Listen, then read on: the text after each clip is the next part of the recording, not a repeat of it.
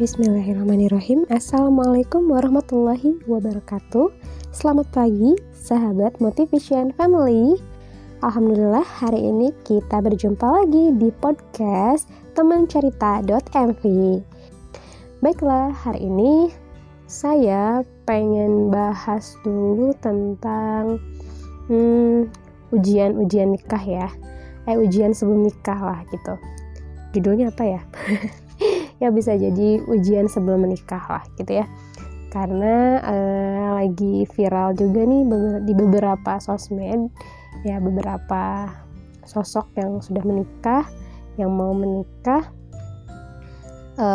dan beberapa teman di lingkungan yang saya lihat memang sedang mengalami ujian-ujian pernikahan, ujian-ujian menuju pernikahan. Dan saya di sini juga akan share berdasarkan pengalaman saya yang mungkin relate juga sama teman-teman, dan semoga sedikit pengalaman saya bisa sedikit membantu lah, atau mungkin menjadi solusi juga buat teman-teman yang sedang merasakan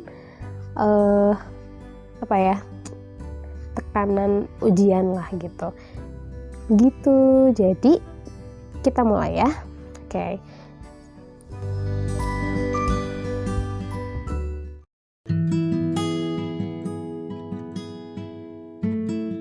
Baiklah, bismillahirrahmanirrahim. Kita akan bahas ujian menuju nikah, ujian menuju pernikahan atau menuju halal ya. Ada nggak sih sebenarnya ujian itu? Atau mungkin perasaan kita aja gitu ya? Kalau menurut saya sih itu ada, dan memang menurut Islam pun itu ada ya. Beberapa ustadz gitu kan, guru-guru saya juga memang menjelaskan pasti ada gitu ujian, karena memang kalau kita niat menikahnya ibadah karena Allah gitu ya setan akan terus menggoda kita gitu untuk supaya kita tidak jadi menikah gitu kan, karena kan ketika kita menikah ya setan-setan itu pada menangis kan gitu, setan-setan itu nggak suka gitu kan,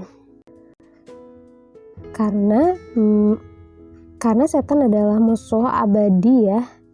Jadi ketika ada manusia yang akan menikah, setan-setan itu akan menangis gitu, karena setan adalah musuh yang nyata ya untuk umat manusia, dan tujuan setan adalah untuk menyesatkan Bani Adam gitu loh.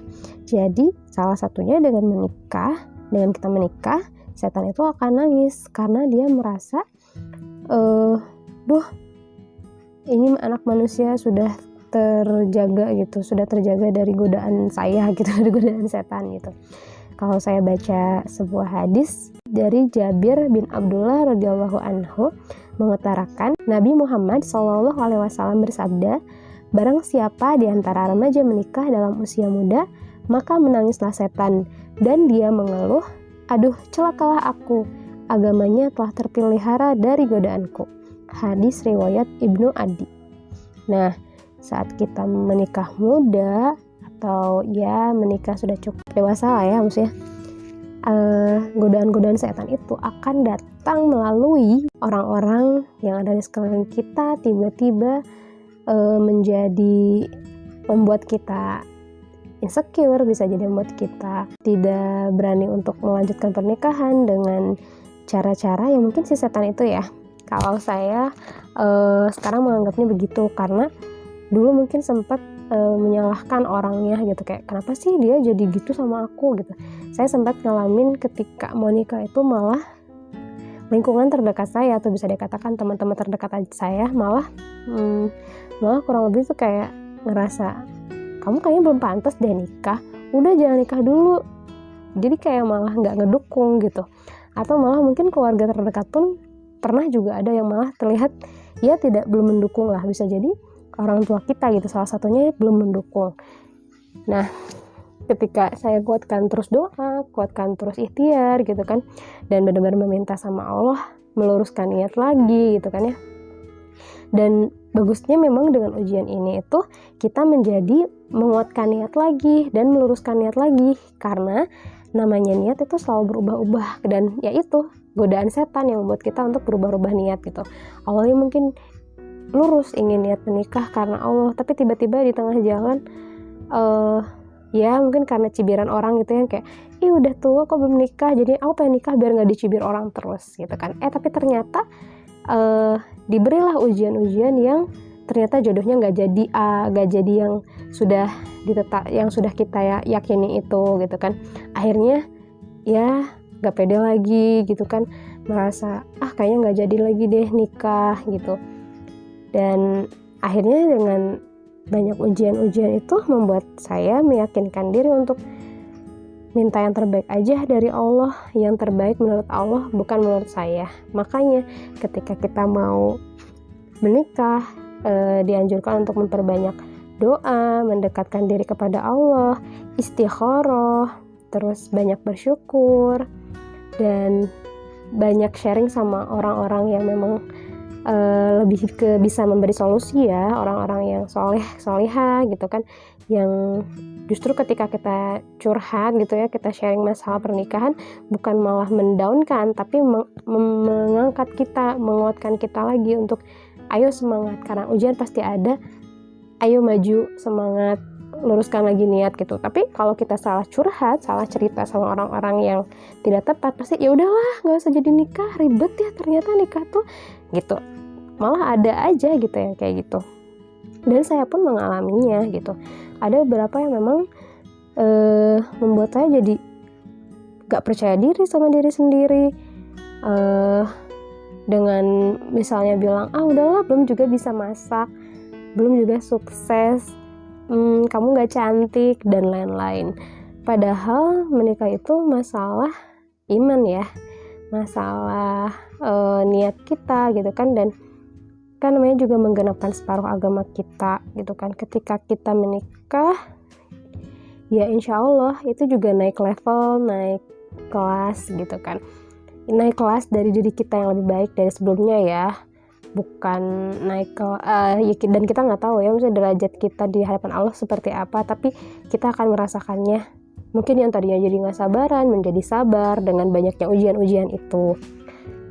Nah tapi dan memang sayangnya godaan-godaan itu ya datang ke orang-orang yang memang menganggap nikah muda gitu ya. Salah satunya kalau kita mau menikah muda tuh kayak, ih anak kecil nikah muda gitu kan ya, atau ya dilihatnya masih anak bawang, anak ingusan gitu ya, belum bisa lah ngurus rumah tangga juga gitu. Padahal kalau ada yang mau menikah muda, coba untuk lebih ke, kalau memang belum terlihat dianya mampu, coba diarahkan aja, kasih ilmu-ilmu kayak, kalau kamu memang mau menikah, coba nih belajar ilmu ini supaya kamu mantap, supaya kamu bisa yakin gitu untuk menghadapi ujian-ujian nanti ke depannya ketika sudah menikah gitu.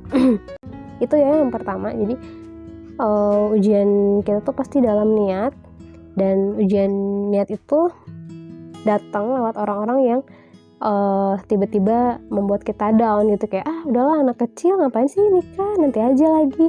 Atau enggak ya dua yang bilang kita belum mapan, belum sukses, belum bisa masak, belum cantik, belum apa-apa dan sebagainya.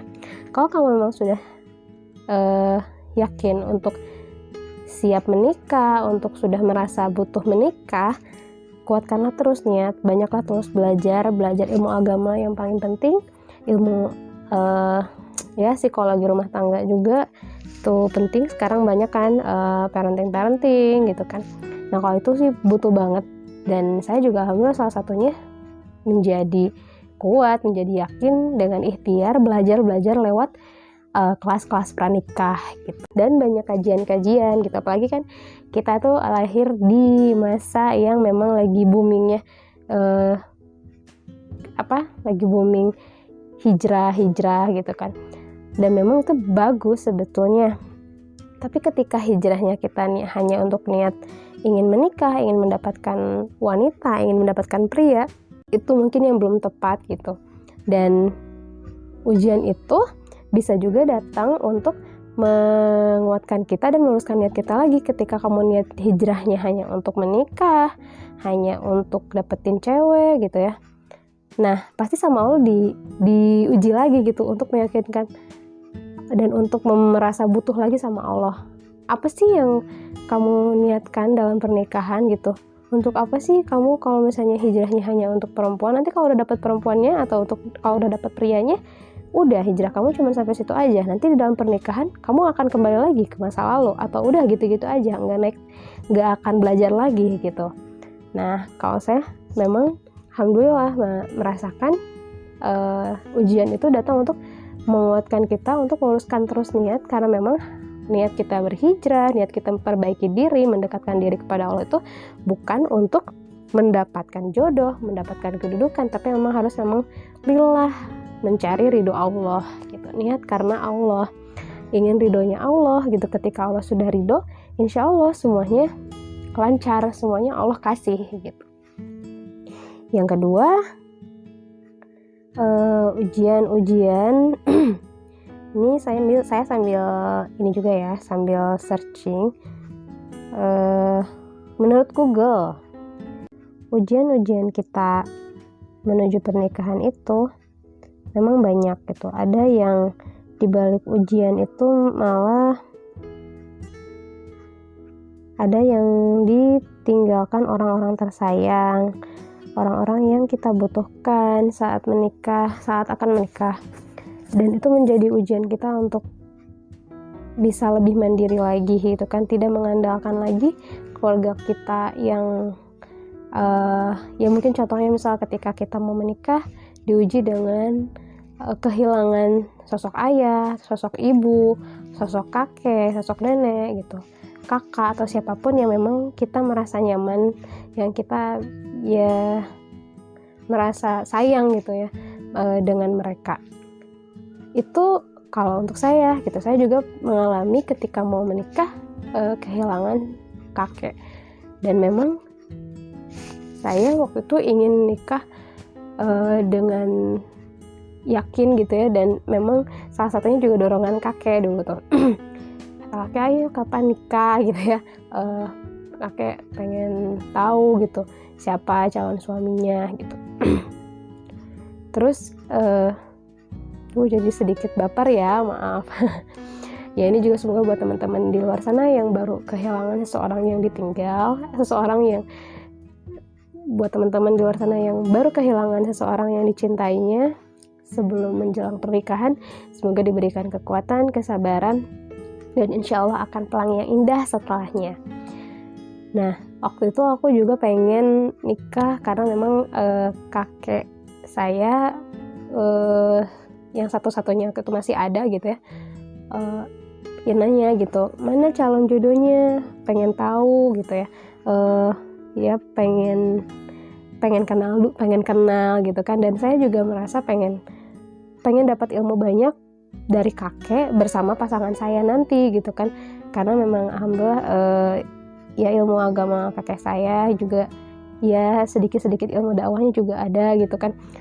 Dan saya pengen belajar bareng sama suami untuk belajar sama kakek gitu tadinya. Tapi qadarullah gitu kan, beberapa bulan sebelum nikah, habis hitbah gitu ya, kakek saya emang udah lama sih sakit gitu. Dan alhamdulillah calon suami saya waktu itu ya, Kang Faisal gitu, waktu itu udah ketemu dulu sama kakek, udah 2 kali ketemu gitu, dan kakek bilang ya alhamdulillah insyaallah kakek cocok gitu ya, kakek setuju gitu, meskipun ya ridho orang tua ya, tapi kan alhamdulillah juga kalau keluarga kita yang lain setuju kan, itu juga jadi poin plus gitu. Dan waktu itu juga Yuli ngerasa kakek Yuli tuh memang ya suka gitu sama calon suami Yuli, dan calon suami Yuli juga akrab gitu, bisa langsung akrab sama kakek, bisa ngobrol gitu. Tapi qadarullah beberapa bulan, iya sebulan atau 2 bulan sebelum menikah, kakek malah Allah panggil gitu. Ada sedikit rasa kecewa sempat gitu kan, manusiawi ya gitu kan. Mungkin awalnya sempat merasa memiliki gitu. Kadang kita merasa memiliki seseorang gitu, merasa memiliki orang tua, memiliki anak, pasangan gitu. Tapi ketika Allah ambil, yang bikin kita nangis, kejar, yang bikin kita